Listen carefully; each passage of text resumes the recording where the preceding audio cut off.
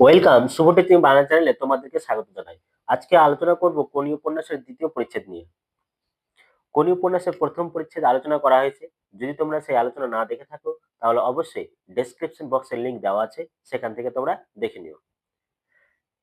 তাহলে চলো আমরা শুরু করি আজকের আলোচনা। তোমাদের কিরকম আলোচনা চাইছো সেরকম টপিকের নাম, ক্লাস তোমরা উল্লেখ করো।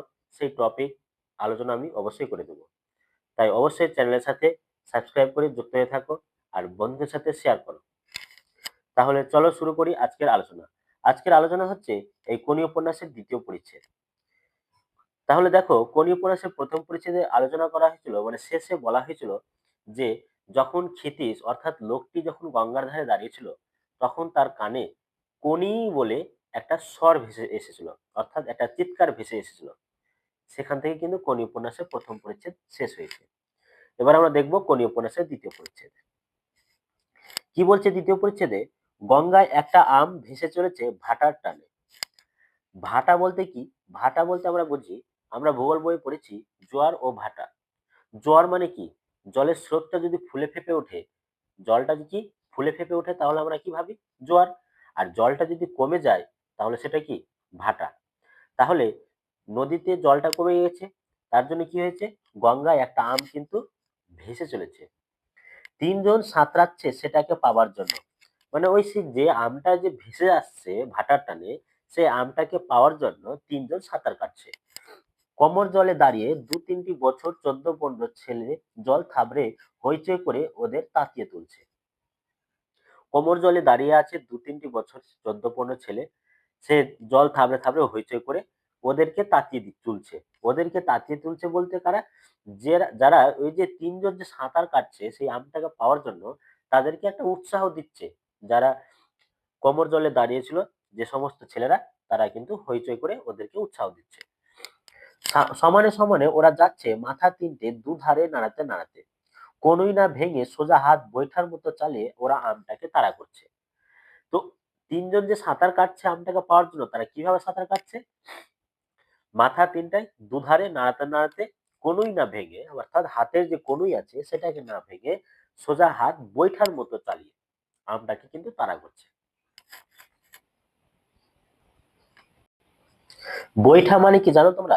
অবশ্যই জানো বৈঠা মানে, তোমরা দেখবে নৌকা যখন বওয়া হয়, নৌকা বওয়ার জন্য যে একটা দাঁড় থাকে, চওড়া দাঁড় বা কাঠের দাঁড়, একটা দাঁড় থাকে তো পাতলা, সেই দাঁড়টাকে বেঁধে যে বয় নৌকাটাকে এগিয়ে নিয়ে যাওয়ার জন্য, সেটাকে বলা হয় কি? বৈঠা। হঠাৎ ওদের একজন একটু একটু করে এগিয়ে যেতে শুরু করলো, অন্য দুজনকে পিছনে ফেলে। তার মানে সেই আমটাকে পাওয়ার জন্য মোট কতজন সাঁতার কাটছিল? তিনজন। তিনজন সাঁতার কাটছিল ঠিকই, কিন্তু দুজনকে পিছনে ফেলে একজন কিন্তু এগিয়ে গেছে। তখনই চিৎকার উঠলো। কি চিৎকার উঠলো? কোনি, কোনি। এইভাবে এইভাবে একটা কিন্তু চিৎকার ভেসে আসলো। পিছিয়ে পড়া দুজনও গতি বাড়ালো। যখন কোনি কোনি করে একটা চিৎকার যখন ভেসে আসছিল, আর যে দুজন পিছিয়ে পড়েছিল তারা কিন্তু সাঁতারের গতিটা বাড়ালো। আমটা প্রায় প্রথম ছেলেটির মুঠোয় এসে গেছে। হঠাৎ সে থমকে গেল। হাত ছুটছে কিন্তু এগোল না। বার দুয়েক তার মাথাটা জলে ডুবলো। তারপর সে রাগে চিৎকার করে ঘুরে গিয়ে লাথি ছুড়ল। ততক্ষণে পিছন থেকে একজন ওকে অতিক্রম করে আমটা ধরে ফেলেছে। পা টেনে ধরেছিল। বিষ্ণুধর বলল। তার মানে এখান থেকে বলতে চাইছে এটাই যে, যে প্রথম ছেলেটা যে এগিয়ে গেছিল, সেই প্রথম ছেলেটা আমটা কিন্তু প্রায় ওর হাতের মুঠোয় চলে এসেছিল, কিন্তু দেখা গেল যেন তার মাথাটা কয়েকবার জলে ডুবলো। তখন কি হলো? সে তারপর সে রেগে গেল, রেগে চিৎকার করে ঘুরলো, ঘুরে গিয়ে লাথি ছুড়লো। মানে পিছন থেকে প্রথম ছেলেটার পা কিন্তু কেউ একজন ধরে নিয়েছিল, তাই ওর মাথাটা কিন্তু দু তিনবার জলে ডুবেছিল। এবার যখন পিছনে ঘুরে চিৎকার করলো, লাঠিটা ছুড়লো, মানে পা দিয়ে মারলো যাতে পাটা আমার ছুটে যায়। ওইভাবে কিন্তু প্রথম ছেলেটা পা দিয়ে লাথি মারলো। এদিক থেকে বিষ্ণুধর কিন্তু ওখানে দাঁড়িয়ে ছিল। বিষ্ণুধর বলছে যে প্রথম ছেলেটা কিন্তু পা টেনে ধরেছিল। এটা বিষ্ণুধর বলল। তারপরে কি বলছে দেখো, লোকটি হেসে চশমাটা খুলে ঝোলায় রাখলো। ঘাটের বাইরের দিকে সেখানে কয়েকজন উড়িয়া ব্রাহ্মণদের একজনের কাছে ঝোলাটা রেখে এসে লোকটি অতি সাবধানে সিঁড়ি দিয়ে নামতে লাগলো। চশমা ছাড়া মনে হচ্ছে লোকটি যেন অন্ধ। এবার লোকটা চশমাটা খুলে ঝোলায় রাখলো। ঘাটের বাইরে সেখানে কয়েকজন উড়িয়া ব্রাহ্মণ। উড়িয়া ব্রাহ্মণ বলতে কি? উড়িয়া বলতে উড়িষ্যার অধিবাসী যে সমস্ত ব্রাহ্মণ তাদেরকে উড়িয়া ব্রাহ্মণ বলা হয়। সেই উড়িষ্যার ব্রাহ্মণদের একজনের কাছে লোকটা তার ঝোলাটা রাখলো, রেখে এসে লোকটা অতি সাবধানে সিঁড়ি দিয়ে নামতে লাগলো। কোথায়? গঙ্গায় স্নান করার জন্য নামতে লাগলো। এবার লোকটাকে চশমা ছাড়া মনে হচ্ছে যেন সে কিছু দেখতে পাচ্ছে না, লোকটা প্রায় অন্ধ মনে হচ্ছে। জলের কিনারে কাদার উপর তখন মারামারি হচ্ছে, একজনের সঙ্গে দুজনের। কাদা ছিট করছে, লোকেরা বিরক্ত হয়ে গজগজ করতে করতে সরে গেল। দু তিনটি ছেলে ওদের চারপাশে ঘুরে ঘুরে উৎসাহ দিয়ে যাচ্ছে। কি উৎসাহ দিচ্ছে? ঠিক হাই, চালা, আরো জোরে। পা থেকে মাথার চুল কাদায় লেপা কঞ্চির মতো সরু চেহারাটা তার হাত, তার লম্বা হাত দুটো এলোপাথারি ডাইনে বাঁয়ে ঘোরাচ্ছে। আচ্ছা, এলোপাথারি কি? এলোপাথারি বলতে বোঝাচ্ছে এলোমেলো। দেখবে তোমরা, আমরা যখন মারপিট করি বা লড়াই করি, তোমরা দেখবে এলোমেলো ঘুষি ছাড়ি। যেখানে লাগুক ঘুষিটা সেভাবে কিন্তু আমরা ঘুষি ছাড়ি, সেটাকে এলোপাথারি বলছি। তো তার হাত দুটো কি এলোপাথারি ডাইনে বাঁয়ে ঘোরাচ্ছে এলোমেলো ভাবে। মানে এই এই নয় যে কোনো একটা আমি দিক নির্ণয় করলাম যে ওকে ওই জায়গায় মারতে হবে ঘুষিটা, ওরকম কিন্তু না। যেখানে ঘুষিটা লাগে সেইভাবে কিন্তু এলোপাথারি ভাবে ডাইনে বাঁয়ে হাতটা কিন্তু আমরা ঘোরাচ্ছি। অন্য দুজন সেই বিপজ্জনক বৃত্তের বাইরে কুঁজো হয়ে তাক খুঁজছে। আর অন্য দুজন কি হচ্ছে, সেই বৃত্তের বাইরে কুঁজো হয়ে, মানে একটা তাক খুঁজে, একটা সুযোগ খুঁজছে, যে আমি সুযোগ পেলে ওর উপরে একটা ঝাঁপিয়ে পড়বো, এরকম পিঠটা বাঁকা করে। ফাইট কোনি ফাইট, চালিয়ে যা বক্সিং। দুজনের একজন পিছন থেকে ঝাঁপিয়ে পড়লো ওর উপর, পড়ে গেল দুজনে। বলছে, এই ভাদু, এই ভাদু, চুল টানবি না কোনি, তাহলে কিন্তু আমরা আর চুপ করে থাকবো না। এখানে তাহলে কথাটা কে বলছে বুঝতে পারছো? কনির কিন্তু বন্ধু বলছে যে ভাদু কনির চুল টানছে, ওই জন্য বলছে কনির চুল টানবি না, কনির যদি চুল টানো তাহলে আমরা কিন্তু ঝাঁপিয়ে পড়বো। অর্থাৎ কনির বন্ধুর কথা বলা হচ্ছে এখানে। কনির পিঠের উপর বসা ভাদু চুল ছেড়ে দিয়ে দু হাতে কনির মাথা ধরে কাদায় মুখটা ঘষে দেওয়ার চেষ্টা করতে লাগলো। কনি পা ছুড়লো।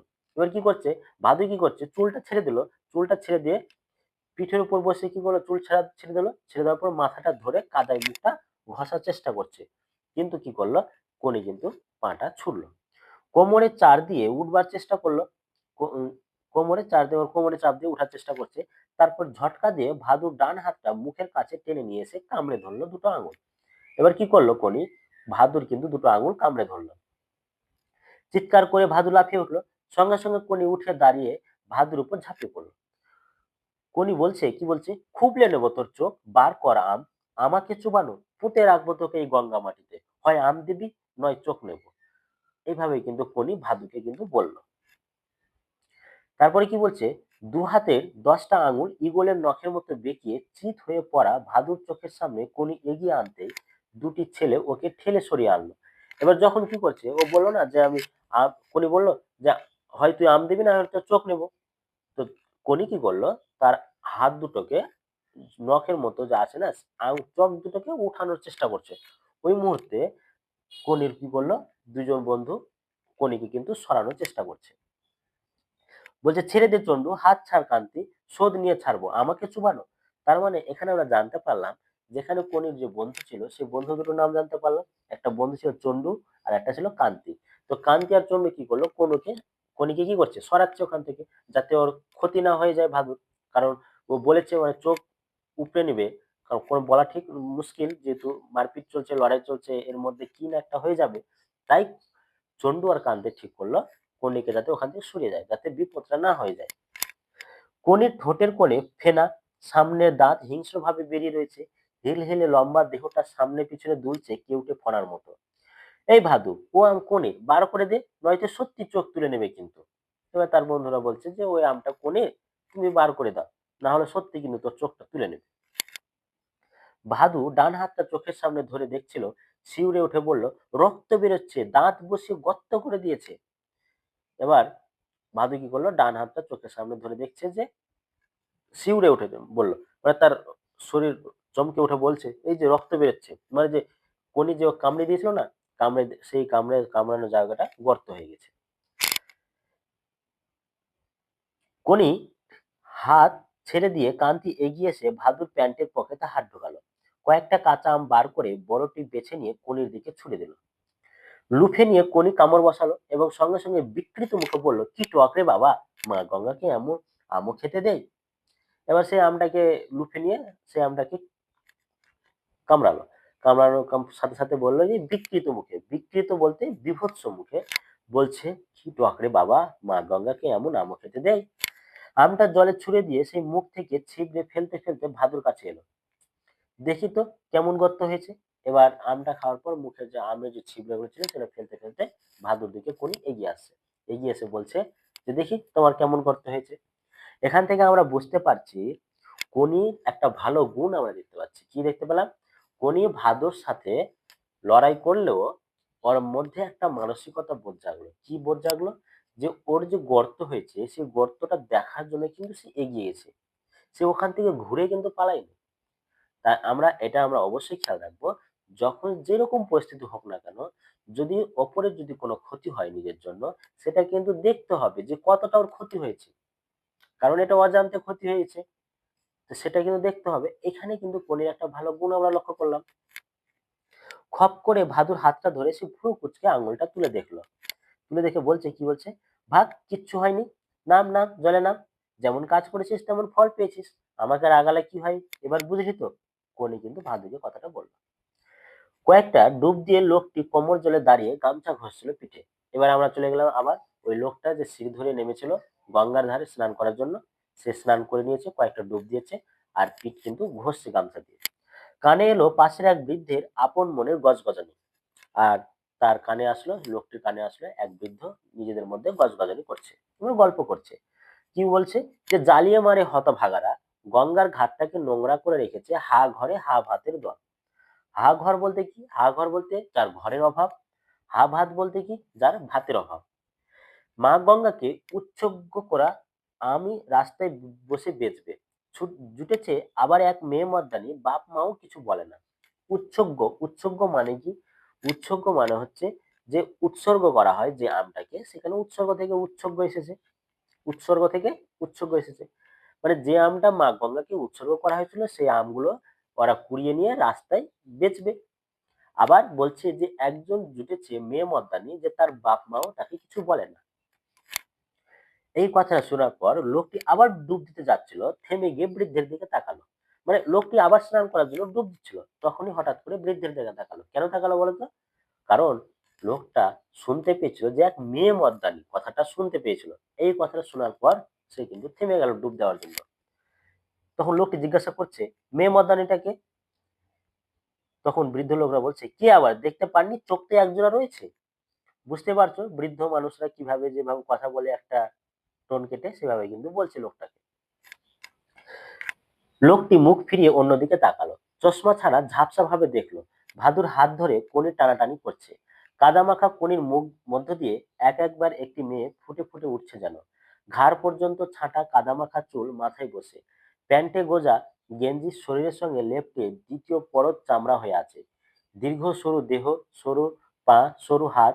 লোকটি ঠাউর করতে পারছে না কোনি ছেলে কি মেয়ে। এবার কোনি যে ভাদুর সাথে লড়াই করেছে, পুরো শরীরে কাদা লেপ্টে গেছে, তাই সে বুঝতে পারছে না সে কোনি ছেলে না মেয়ে। দুটো ঢেউ পর পর লোকটিকে ধাক্কা দিল। এবার হঠাৎ করে দুটো ঢেউ লোকটাকে কিন্তু ধাক্কা দিল। তখন সে কেন ধাক্কা দিল? কারণ বৃষ্টিধর জলে নেমেছে। আচ্ছা, বৃষ্টিধর জলে নেমে বলছে, আচ্ছা শরীরটাকে চাকর বানানো সেটা কি ব্যাপার? তোমাদের মনে পড়ছে প্রথম পরিচ্ছেদেই কিন্তু লোকটা বৃষ্টিধরকে বলেছিল, তো আপনি শরীরটাকে চাকর বানাতে পারবেন না, আপনি আমার থেকে আপনি আমার থেকে বড়লোক হতে পারেন, তবু কিন্তু আপনি আমার মতো শরীরটাকে চাকর বানাতে পারেন। এই কথাটা শোনার পর বৃষ্টিধর কিন্তু উত্তরটা জানার জন্য লোকটার কাছে এসেছিল, কিভাবে শরীরটাকে চাকর বানাবো। তখন লোকটি বলছে, সোজা ব্যাপার, লোহা চিবিয়ে খেয়ে হুকুম করবেন হজম করো, পাকস্থলী হজম করবে। বলবেন 5 মাইল হাঁটিয়ে নিয়ে চলো, পাঁজরা অমনি পৌঁছে দেবে। শখ হলো গাছের ডাল ধরে ঝুলবেন, হাত দুটো আপনাকে ঝুলিয়ে দেবে, রেখে দেবে। এইসব আর কি। লোকটি জল থেকে উঠে আলতো ভাবে মাটির উপর দিয়ে হেঁটে সিঁড়িতে দাঁড়ালো। ভিজে গামছাটি নিংড়ে পায়ে লাগা মাটি ধুয়ে গঙ্গার দিকে তাকালো। ঝাপসা ভাবে দেখলো পাড়ের কাছে জলে কিলবিল করছে মানুষ। তার মধ্যে কনিকে চিনে নেওয়া সম্ভব হলো না। লুঙ্গি ও পাঞ্জাবি পরে, ঝোলা কাঁধে চশমা মুছতে মুছতে লোকটি একবার সিঁড়ির মাথায় এসে দাঁড়ালো। চশমা চোখে দিয়ে পাড়ের ডাইনে বাঁয়ে তাকালো। হঠাৎ নজরে এলো গঙ্গার বুকে একটি কালো ফুটকি। তারা সিকি গঙ্গা পার হয়ে এগিয়ে যাচ্ছে। লোকটি আপন মনে একবার বলল, কোনি, কোনি। কিছুক্ষণ তাকিয়ে থেকে ভিজে গামছাটি পাগড়ির মতো মাথায় জড়িয়ে লোকটি বাড়ির পথে রওনা হলো। মিনিট 15 পর সরু গলির মধ্যে একতলা টালির চালে একটি বাড়িতে লোকটি ঢুকলো। সদর দরজার পরেই মাটির উঠোন। এখানে আমরা পাবো কিন্তু লোকটির বাড়ির পরিচয় আমরা কিন্তু এখানে পাবো। দেখো কি বলছে লোকটার বাড়ি। টেনে টুনে একটা ভলিবল কোর্ট তাতে হয়ে যায়। কোথায়? যেটা বারান্দা রয়েছে, মাটির উঠোন রয়েছে, সেই উঠোনে একটা টেনে টুনে একটা ভলিবল কোর্ট তাতে কিন্তু হয়ে যায়। লঙ্কা, পেঁপে, জবা থেকে চাল কুমড়ো পর্যন্ত উঠোনটা নানান গাছের দখল হয়ে আছে। একদিকে টিনের চালের রান্নাঘর, কলঘর, আর একদিকে দালান, তার পিছনে দুটি ঘর। একতলা বাড়িটি চারিদিকে উঁচু বাড়িগুলির মধ্যে খুব শান্তভাবে যেন উবু হয়ে বসে। উত্তর দিকের বাড়ির মালিক হরধর বর্ধন এই একতলা বাড়িটি কেনার জন্য বার দুয়েক প্রস্তাব করেছে, কিন্তু লোকটি সংসারে তার স্ত্রী এবং দুটো বিড়াল ছাড়া আর কেউ নেই, বিনীতভাবে তা প্রত্যাখ্যান করে। বাড়ির কলে জল আসে সামান্য। লোকটির স্ত্রীর নাম লীলাবতী। তাহলে লোকটির স্ত্রীর নাম আমরা জানলাম, লোকটির স্ত্রীর নাম লীলাবতী। জল খরচ করাটা লীলাবতীর শখ। বিড়াল পোষার মতোই, বিড়াল যেরকম পোষা একটা শখ, ঠিক সেরকম কিন্তু লীলাবতীর একটা শখ হচ্ছে জল খরচ করা। ফলে লোকটিকে স্নান করার জন্য প্রায়ই রাস্তার টিউবওয়েলটি সাহায্য নিতে হয়। আজ সকাল থেকে টিউবওয়েলের মুখ দিয়ে জল বেরোচ্ছে না, তাই বহুকাল পরে সে গঙ্গা স্নানে গিয়েছিল। তাহলে আমরা এখান থেকে জানতে পারলাম লোকটি গঙ্গা স্নানে কেন গিয়েছিল। কারণ লীলাবতীর শখ হচ্ছে জল খরচ করা। এবার ওর যেহেতু ঘন ঘন জল খরচ করার শখ, তাই ওখানে ও বাড়িতে ক্ষিতিশ অর্থাৎ লোকটি জল খরচ করতে একটু ভয় করছে বা স্নান করতে ভয় করছে, তাই ও কি করতো, লোকটি বাড়ির বাইরে একটা টিউবওয়েল রয়েছে, সেখানে ও স্নান করতো। কিন্তু টিউবওয়েলে জল না আসার জন্য তাকে গঙ্গাতে স্নান করতে যেতে হয়েছিল। লোকটি বাড়ির মধ্যে ঢুকে উঠোনে টাঙানো তার ভিজে প্যান্টটা মেলেছে। তখনই ঘর থেকে বেরিয়ে এলো ঢলঢলে প্যান্ট পরা বেটে হৃষ্টপুষ্ট একজন। এবার লোকটি বাড়ি পৌঁছেছে, তার ভিজে প্যান্টটা মেলছে, তখনই তার ঘর থেকে বেরিয়ে আসছে একটা হৃষ্টপুষ্ট লোক। কে বেরিয়ে আসছে আমরা একটু পরেই বুঝতে পারবো, দেখো ভালো করে তোমরা। খিদ্দা, লোকটি বেরিয়ে এসে বলছে, খিদ্দা, তোমার জন্য অনেকক্ষণ বসে আছি আর আমি বাড়ি পাহারা দিচ্ছি। খিদ্দা বলতে কে? খিদ্দা বলতে ওই লোকটি, যে লোকটি গঙ্গার ধারে স্নান করতে গেছিল, অর্থাৎ ক্ষিতীশ। দোকান থেকে কে বৌদিকে ডাকতে এসেছিল আসছি বলে সেই যে গেছে। ভেলো চটপট একটু চা বানা দেখি। তার মানে আমরা বুঝতে পারলাম যে হৃষ্টপুষ্ট একটা লোক লোকটির বাড়িতে অর্থাৎ খিদ্দার বাড়ি থেকে কে বেরিয়ে এসেছিল? ভেলো। ভেলোকে একটু চা বানাতে বলছে ক্ষিতীশ অর্থাৎ খিদ্দা। তখন ভেলো বলছে, বৌদি যদি এসে পড়ে। খিদ্দা অর্থাৎ ক্ষিতীশ সিংহ, তাহলে খিদ্দা অর্থাৎ কে? ক্ষিতীশ সিংহ কয়েক সেকেন্ড ভেবে বলল, তাহলে থাক, বরং তুই কি জন্য এসেছিস বল। তার মানে বললো যে তুমি কি জন্য এসেছো সেটা বলো, তোমাকে আর চা বানাতে হবে না। তো এবার ভেলো বলছে, ক্লাবের আজকের মিটিং এ যাবে নাকি? তখন ক্ষিতীশ বলছে, নিশ্চয়ই যাব। ছেলেরা খাটবে না, ডিসিপ্লিন মানবে না, জলে শুধু নেমে আর কি ফাজলামো করবে। এইসব ছেলেদের ক্লাব থেকে বেরিয়ে যেতে বলাটা কি আমার দোষের? একজনও কি তাই নিয়ে কিছু ভাবে? আর ক্ষিতীশ সিং এ কি বললো অমনি তাই নিয়ে কাউন্সিলিং মিটিং ডাকা হলো? সেজন্য তো নয়। আসলে হরিচরণ দা তার গ্রুপ রাগ আছে তোমার উপর। বলছে সেজন্য না, কে কি ডিসিপ্লিন মানছে না, কে রাগ করে বসে আছে, কি ফাজলামো করছে, ওগুলো নিয়ে কিছু না। মানে হরিচরণ দা আর তার গ্রুপ তোমার উপর রাগ করে আছে। ভেলো বলছে ওরাই কি করেছে, হরিচরণরাই কি করেছে, শ্যামল আর গোবিন্দ দুজন সাঁতারুকে উস্কে দিয়েছে, তোমার এগেনস্টে চার্জ জানিয়েছে। এ কথা বলার পর ফিরিস বলছে, আমি তা জানি। হরিচরণের বহুদিনের ইচ্ছে চিফ ট্রেনার হওয়ার। আমাকে বলেছিল গত বছর। আমি বলেছিলাম, হরি একটা চ্যাম্পিয়ন শুধু খাওয়া দাওয়া আর ট্রেনিং দিয়ে তৈরি করা যায় না রে, তার মন মেজাজ বুঝে তাকে চালাতে হয়। বলছে হরি ক্ষিতীশ বলেছিল হরিচরণকে একদিন যে তুমি যে একজন ট্রেনার হবে, সাঁতারুর মন মেজাজ তোমাকে বুঝতে হবে ট্রেনার হয়, তাহলে তুমি সম্ভব হবে একজন যোগ্য সাঁতারু তৈরি করার। ট্রেনারকে মনস্তাত্ত্বিক হতে হবে, তার মানে কি কমন সেন্স প্রয়োগ করতে হবে। গুরুকে শ্রদ্ধেয় হতে হবে শিষ্যের কাছে। এই প্রশ্নটি ইম্পর্টেন্ট, তোমরা দাগিয়ে রাখবে। গুরুকে শ্রদ্ধেয় হতে হবে শিষ্যের কাছে। কথা কাজ উদাহরণ দিয়ে মনের মধ্যে আকাঙ্ক্ষা বাসনা জাগিয়ে তুলতে হবে, তাকে মোটিভেট করতে হবে। এইসব তোর দ্বারা সম্ভব নয়, ক্ষিতীশ হরিচরণকে বলেছিল। তুই শুধু চেঁচামেচি গালাগালি করে খাটাতে চাস, চিফ ট্রেনার হওয়া তোর কম্য নয়। এই কথাগুলো যখন বলল ক্ষিতিশ, তখন ভেলো বলছে, খিদা, তোমার এই লেকচার দেওয়ার বদ অভ্যাসটা ছাড়ো। এক কথায় যেখানে কাজ হয় তুমি সেখানে 10 কথা বলো। হরিচরণ দাকে অত কথা বলার কি দরকার ছিল? যাকগে, আজ তুমি মিটিং যেও না, ওরা ঠিক করেছে তোমাকে অপমান করবে। ভেলো এই কথাটাই বলে এসেছিল, যে মিটিং এ যাতে না যায়, যাতে ওকে অপমান করবে। মানে এক কথায় ক্ষিতীশকে বারণ করতে এসেছে। তখন ক্ষিতীশ বলছে, পরে করবে, মানে অপমান করবে তো করবে। এই বলে ক্ষিতীশ তার পায়ে মাথা ঘষায় ব্যস্ত বিশুকে কোলে তুলে গলায় চুলকে দিতে লাগলো। বিশু হচ্ছে যে ক্ষিতীশ তার বাড়িতে দুটো বিড়াল পোষে। দুটো বিড়ালের মধ্যে একটি বিড়াল হচ্ছে বিশু, আরেকটি বিড়ালের নাম আমরা পরে জানতে পারবো। চোখ বুজে বিশু ঘর ঘর শুরু করলো। তাহলে যাবেই? ভেলো বলছে, তাহলে যাবেই? নেমে যাওয়া প্যান্ট আর কণ্ঠস্বর হ্যাঁচকা দিয়ে টেনে তুলে ভেলো বলল। ক্ষিতীশ ঘরের দিকে যেতে যেতে ওয়াইস্পটে বলল, তখনই বাড়িতে ঢুকলো লীলাবতী সিংহ। অতি ছোট্টখাট্ট গৌরবর্ণা এবং গম্ভীর। লীলাবতীকে দেখতে কেমন? ছোট্টখাট্ট গৌরবর্ণ রয়েছে, গম্ভীর রয়েছে, পায়ে চটি, হাতে ছাতা। দুজনের দিকে তাকিয়ে অবশেষে ভেলোকে বলল, বেলা অনেক হয়েছে, 4টি ভাত খেয়ে যেও। ভেলো যখন বেরোচ্ছিল, তখন লীলাবতী বলল যে বেলা অনেক হয়ে গেছে, কিছুটা ভাত খেয়ে যেও। 4টি মানে কিছুটা পরিমাণে ভাত খেয়ে যেও। ভেলোর হঠাৎ যেন কাণ্ডজ্ঞান ফিরে এলো। ঘড়ি দেখে ব্যস্ত হয়ে বলল, না না বৌদি, ইস বড্ড দেরি হয়ে গেল। বাড়িতে ভাত নিয়ে বসে আছে। আমি এখন যাই, খিদ্দা তোমার কিন্তু না গেলেই ভালো। যাওয়ার সময় ভেলো বলে গেল, খিদা তোমার না গেলেই ভালো। এই কথা বলার পর ভেলো চলে যেতে লীলাবতী প্রশ্ন করলো ক্ষিতীশকে, আর না গেলে ভালো মানে? তখন বলছে, আজ ক্লাবের একটা মিটিং আছে, ও বলছে সেখানে আমাকে নাকি কেউ কেউ অপমান করবে যাতে ক্লাব ছেড়ে বেরিয়ে যায়। এই কথা শুনলো। এই কথা শোনার পর লীলাবতী বলছে, তাহলে তো ভালোই হয়।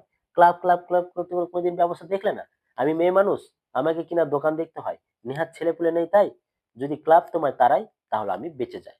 লীলাবতী বলল ক্ষিতীশকে। লীলাবতী রান্নাঘরে ঢুকলো। ক্ষিতীশ বিষণ্ণ চোখে দালানে বসে বিশুর মাথায় আনমনে হাত বোলাতে লাগলো। এই সময় খুশি ঘর থেকে বেরিয়ে এলো। ডন দিয়ে হাই তুলে ধীরে ধীরে সে চামড়ের মতো কালো লেজটি উঁচিয়ে রান্নাঘরের দিকে গেল, ক্ষিতীশের দিকে একবার আর চোখে তাকিয়ে। তাহলে একটি বিড়ালের নাম আমরা জানতে পেরেছিলাম বিশু, আরেকটি বিড়ালের আমরা নাম জানতে পারলাম খুশি।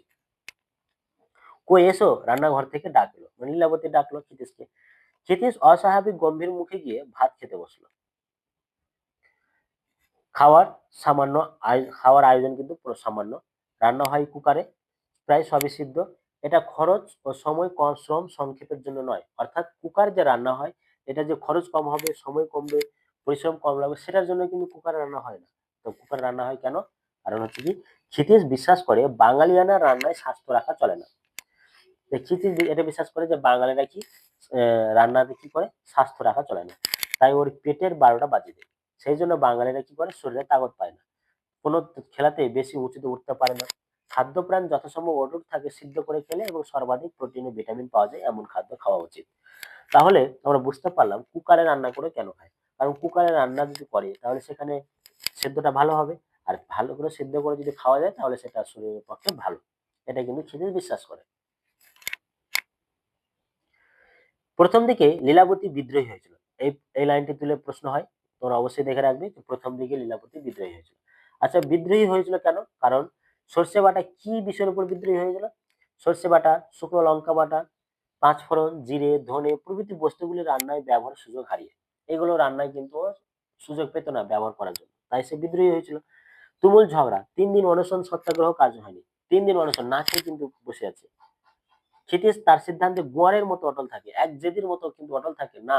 তুমি এগুলো ব্যবহার করতে পারবে না তো পারবে না। কোনগুলো? যেসব মশলাগুলোর কথা বললাম। তার এক কথা, শরীরের নাম মহাশয়, যা স্বভাবে তাই সয়। ক্ষিতীশ বলে যে শরীরের নাম মহাশয়, যা স্বভাবে তাই সয়। খুব ইম্পর্টেন্ট লাইন, তোমরা অবশ্যই মনে রাখবে, উত্তরটা করে রাখবে, যে শরীরকে তুমি যা দিবে, যা সহ্য করতে বলবে সেটাই সহ্য করবে। এটা হলো ক্ষিতীশের মত। অবশেষে লীলাবতী সপ্তাহে একদিন সর্ষে ও লঙ্কা বাটা ব্যবহারের অনুমতি পায়, শুধুমাত্র নিজের খাবারের জন্য। ক্ষিতীশ কখনো যোগ্যীবারের নিমন্ত্রণে যায় না। ক্লাবের ছেলে মেয়েদের সে প্রায়ই শোনায়, ডাক্তার রায় বলতেন, ডাক্তার রায় বলতে কে? বিধানচন্দ্র রায়। তিনি বলতেন কি, বিয়ে বাড়ির এক একটা নিমন্ত্রণ খাওয়া মানে এক এক বছরের আয়ু কমে যাওয়া। বড় খাঁটি কথা বলে গেছে।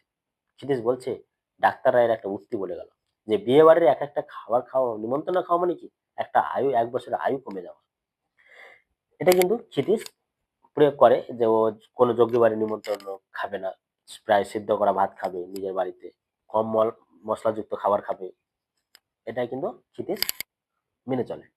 ক্ষিতিশ কথা না বলে খাওয়া শেষ করলো। ও যে রাগ করেছে লীলাবতী বুঝতে পেরেছে, বললো ক্লাব থেকে তাড়াবে কেন, কি দোষ করলে? ক্ষিতিশ পাল্টা প্রশ্ন করলো। মানে লীলাবতী যখন প্রশ্ন করলো তোমাকে ক্লাব থেকে কেন তাড়াবে, কি দোষ করেছিল, ক্ষিতিশ কিন্তু এর উত্তর না দিয়ে বরং ক্ষিতিশ অন্য একটা প্রশ্ন করলো। কি প্রশ্ন করলো? তুমি এখন আবার দোকানে গেছিলে কেন? গ্রে স্ট্রিটে ট্রামলাইন ঘেঁষে এক ফালি ঘরের দোকানটির নাম প্রজাপতি। তাহলে দোকানটির নাম কি জানলাম আমরা? দোকানটির নাম হচ্ছে প্রজাপতি। দোকানটার পরিচয় আমরা এখানে জানবো। আগে নাম ছিল সিনহা টেলারিং। আগে নাম কি ছিল? সিনহা টেলারিং। দুটি দর্জিতে জামা প্যান্ট তৈরি করতো আর দেয়াল আলমারিতে ছিল কিছু সিনথেটিক কাপড়। ক্ষিতিশ এখন দোকান চালাতো। ক্ষিতিশ তখন দোকান চালাতো, অর্থাৎ ক্ষিতিশ যখন দোকান চালাতো তখন দোকানের নাম ছিল সিনহা টেলারিং। এবার যখন লীলাবতীর দায়িত্ব নিয়েছে তখন দোকানটার নাম কি হয়েছে বর্তমানে? প্রজাপতি। দিনে 2 ঘন্টাও দোকানে বসতো না ক্ষিতিশ। দুপুর বাজে তাকে সর্বদাই পাওয়া যেত জুপিটার সুইমিং ক্লাবে। তারপরে একদিন সে আবিষ্কার করলো আলমারির কাপড় অর্ধেকের বেশি অদৃশ্য হয়েছে। দোকানের ভাড়া 4 মাস বাকি এবং লাভের বদলে লোকসান শুরু হয়েছে। যখন ক্ষিতিশ দোকানে বসতো তখন দোকানে কোনো লাভ হতো না, লাভের বদলে লোকসান হতো। তখনই লীলাবতী হস্তক্ষেপ করে দোকানের দায়িত্ব নেয়। টেলারিং ডিপ্লোমা পাওয়া দুটি মহিলাকে নিয়ে সে দোকানটি ঢেলে সাজায় নিজের গহনা বাধা দিয়ে। নাম দেয় কি? প্রজাপতি। তো ঢেলে সাজায় বলতে কি? গহনাগুলো মানে গয়নাগুলো বন্ধক দিয়ে কিছু টাকা নিয়ে সে দোকানটাকে ঢেলে মানে কাপড়ে সাজায় আর কি।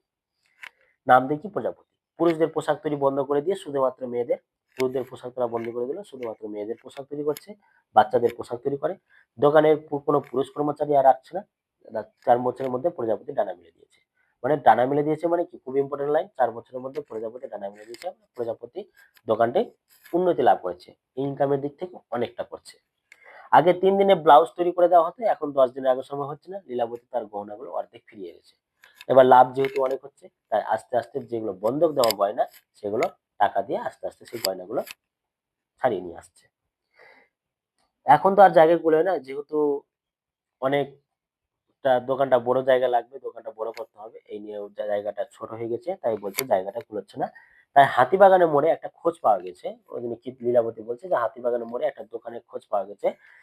আমাদেরই এক খদ্দেরের বাড়ি, বাড়ি গিয়ে বাড়ির গিন্নি এসেছিল মেয়ের ফরক করাতে, তাই গেছিলাম কথা বলতে। মানে এক খদ্দের এসেছিল তার মেয়ের ফরক করাতে। সেই বলেছিল যে হাতিবাগানে একটা বড় দোকান আছে, সেটা খোঁজ জানার পর কথা বলতে গেছিলাম। লীলাবতী এঁটো থালাটা টেনে নিয়ে তাতে ভাত বেড়ে ডাল মাখতে মাখতে বসলো। ক্ষিতিশের প্রবল আপত্তি ছিল তার খাওয়ায় থালা লীলাবতী খাওয়ায়, মানে এঁটো থালায় যে খাবে লীলাবতী, এটাতেই কিন্তু ক্ষিতিশের প্রবল আপত্তি। কেন আপত্তি? আনহাইজিনিক, অর্থাৎ অস্বাস্থ্যকর। ক্ষিতিশ মনে করে এঁটো থালায় ভাত খাওয়া মানে অস্বাস্থ্যকর। এসব কুসংস্কারে বাঙালি জাতি গোল্লায় গেল। এই বলে ক্ষিতিশ তর্ক শুরু করেছিল। কিন্তু লীলাবতী যখন অতিরিক্ত ঠান্ডা স্বরে বলল, এটা আমার ব্যাপার, মাথা ঘামিও না। বলছে আমি এঁটো থালায় ভাত খাবো না কি থালায় ভাত খাবো এটা আমার ব্যাপার। লীলাবতী ক্ষিতিশকে বলছে তুমি কিন্তু মাথা ঘামিও না। তখন মুহূর্তে বুঝে যায় আর কথা বাড়ালে তাকে গোল্লায় যেতে হবে। তখন ক্ষিতিশ বুঝতে পেরে গেছে যে লীলাবতীর সাথে আর কোনো তর্ক করা যাবে না, কথা বাড়ানো যাবে না। কেন ওর সাথে যদি তর্ক করা যায় বা কথা বাড়ালে আমাকে হেরে যেতে হবে, মানে গোল্লায় যেতে হবে, ওর সাথে তর্ক করে পারবো না। এটা কিন্তু ক্ষিতিশ বুঝে গেছে। তবে ক্ষিতিশ তার প্রতিবাদ জানিয়ে যাচ্ছে লীলাবতী খাওয়ার সময় তার কখনোই সে সামনে থাকে না। এবার যেহেতু লীলাবতী ওর এঁটো থালা ভাত খাবে, এটা ক্ষিতিশ সহ্য করতে পারছে না, এটার বিরুদ্ধে প্রতিবাদ জানাচ্ছে। আর এটা লীলাবতী ঠিক করে নিয়েছে ওর এঁটো থালায় ভাত খাবে, এটা ওর ব্যাপার। তখন ক্ষিতিশ ঠিক করলো যে তুমি ঠিক আছে, তুমি এঁটো থালায় ভাত খাও, তুমি যখন ভাত খাবে খাবার খাবে তখন আমি তোমার সামনে থাকবো না। ক্ষিতিশ চলে গেল শোবার ঘরে। দেয়ালে ক্ষিতিশের বাবা মা। এবার যেখানে ক্ষিতিশ ঘুমায়, মানে দুপুরে খাবার খাওয়ার যে যে ঘরে ঘুমায়, সে ঘরে যে সমস্ত জিনিস রয়েছে সেগুলোর নাম দেওয়া আছে। ক্ষিতিশের বাবা মার ছবি, ধ্যানমগ্ন মহাদেব, কুরুক্ষেত্র অর্জুনের সারথি শ্রীকৃষ্ণ, ম্যাগাজিন থেকে কেটে বাঁধানো মেডেল, গলায় ডন শোল্ডার, ভিক্টরি স্ট্যান্ডে দুহাত তুলে দাঁড়ানো ডন ফ্রেজারের ছবি পাশাপাশি দাঁড়ানো। ভিক্টরি স্ট্যান্ড মানে কি? যে যেখানে যদি জয়লাভ করে, জয়লাভ করার জন্য যেখানে প্রাইজ বিতরণ করা হয় সেখান থেকে, সেটাকে বলা হয় ভিক্টরি স্ট্যান্ড। এছাড়াও আছে সাধারণত যা থাকে খাট, আলমারি, বাক্স, আলনা, টুকিটাকি সাংসারিক জিনিস। পাশের ঘরে বই, ম্যাগাজিন, একটা তক্তপোষ, তার নিচে ট্রেনিং এর জন্য রবারের দড়ি, স্প্রিং, লোহা ছাড়া আর কিছুই নেই। এই ঘরে ক্ষিতিশ দুপুরে 1 ঘন্টা ঘুমোয়। পাখা নেই, বিছানা নেই। ওর মতে চ্যাম্পিয়ন হতে গেলে শিষ্যকে নয় গুরুকে কঠোর জীবন যাপন করতে হবে, অবশ্য তারপরে শিষ্য নেই। ক্ষিতিশের বক্তব্য হলো, আমি একটা গুরু, আমি যে কাউকে তৈরি করব মানে আমার শিষ্য থাকবে, শুধু শিষ্য কি কষ্ট করবে? না, গুরুকেও কষ্ট করতে হবে। যদি গুরু কষ্ট না করে তাহলে শিষ্য কষ্টটা কি করে বুঝবে? ওই জন্য একজন গুরু হয়ে তিনি কিন্তু কষ্টের অনুভবটা বোঝার চেষ্টা করেন। কিন্তু ক্ষিতিশ ভাবে আমার তো কোনো শিষ্য নেই। তক্তপোষে শুয়ে চোখ বুজে ক্ষিতিশ দীর্ঘশ্বাস ফেললো। বলছে শিষ্য কোথায়? ওর মনে প্রশ্ন আছে যে শিষ্য কোথায়? ঘুম আসার ঠিক আগের মুহূর্তে ক্ষিতিশের আবছায়া চেতনায় ফুটে উঠলো লম্বা দুটো হাত বৈঠার মতো গঙ্গার জলে উঠছে আর পড়ছে। মিলিয়ে গিয়ে নতুন করে একটা ছবি সে দেখলো। ফনা তোলা কেউটের মতো হিলহিলে কাদায় লেপা সরু একটি দেহ, লম্বা লম্বা হাত এলো পাথরে ডাইনে বাঁয়ে ঘোরাচ্ছে। ফাইট কোনি ফাইট। ঘুমিয়ে পড়ার আগে ক্ষিতীশের অকারণে অস্ফুট উচ্চারণ করলো কোনি। এবার ক্ষিতীশ যখন ঘুমিয়েছিল তখন হঠাৎ করে তার মুখ থেকে একটা শব্দ ভেসে উঠলো, কি? কোনি। নামটা সম্ভবত নামটা তার ভালো লেগেছে। এই প্রশ্নটিও তোমরা দেখে রাখবে। অর্থাৎ কোনি নামটা ক্ষিতীশের ভালো লেগেছে। আজকে এই পর্যন্তই দ্বিতীয় পরিচ্ছেদ আলোচনা। আলোচনা কেমন লাগলো অবশ্যই তোমরা কমেন্ট বক্সে কমেন্ট করে জানাও। এরপরে কিরকম ভিডিও চাইছো সেটাও তোমরা অবশ্যই বলবে। ভালো থেকো, সুস্থ থেকো। দেখা হবে পরের ভিডিওতে।